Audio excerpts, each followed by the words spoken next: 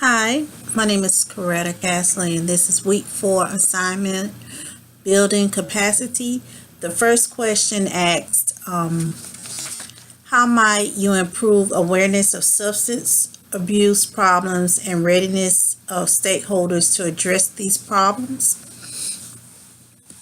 I would improve awareness by getting stakeholders to participate in going out in the communities to share information with the residents.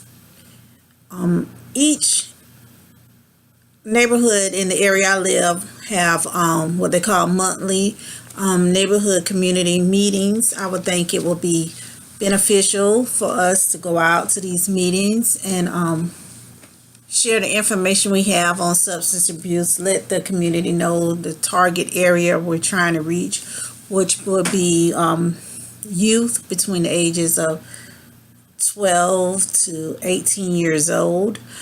Also, I think social media is a great outlet to bring awareness. I would make sure I have Facebook, Instagram, Twitter, just to get the word out. I also think it would be wise to include members of the community that work with the youth already, such as the Boys and Girls Club.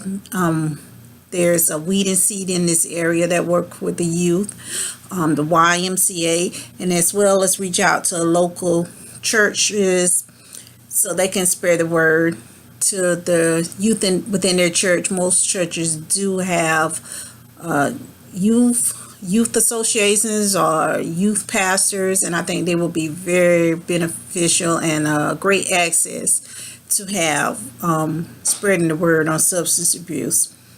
The next question asks, what could be done to strengthen existing partnerships or identify new opportunities?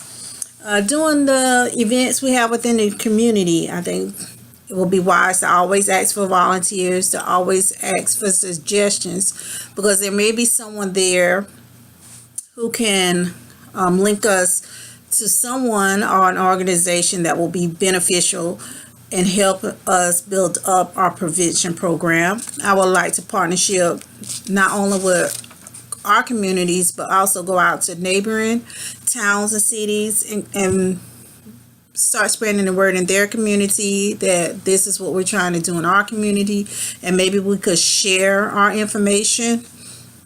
I also think mentorships would be great, to include those who are already in recovery, to be there to share their experience and mentor with those that are struggling right now. The next question was, what strategies might you use to improve organizational resources?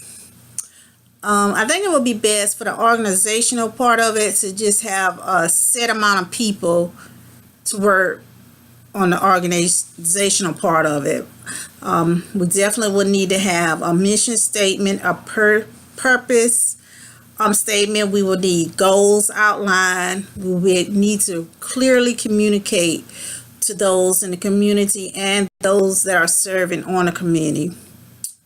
I would also like to maybe compare prevention programs that were successful and those that were unsuccessful, and maybe take some tips from the successful program and model that, and from the unsuccessful program probably learn what areas didn't work so well for them, and maybe if those areas will work for our program, bring them in and tweak them a little bit just to go along with our organization.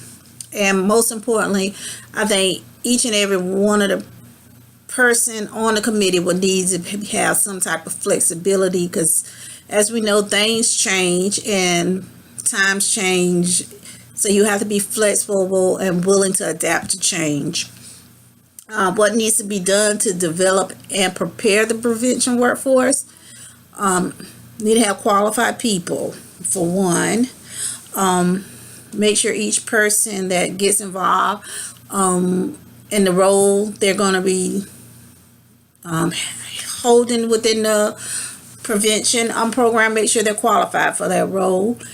Even with the volunteers or people with no experience at all. Just make sure they get the proper education and training so they can be beneficial to those that utilize our services. And finally, we have to make sure the finances are in place.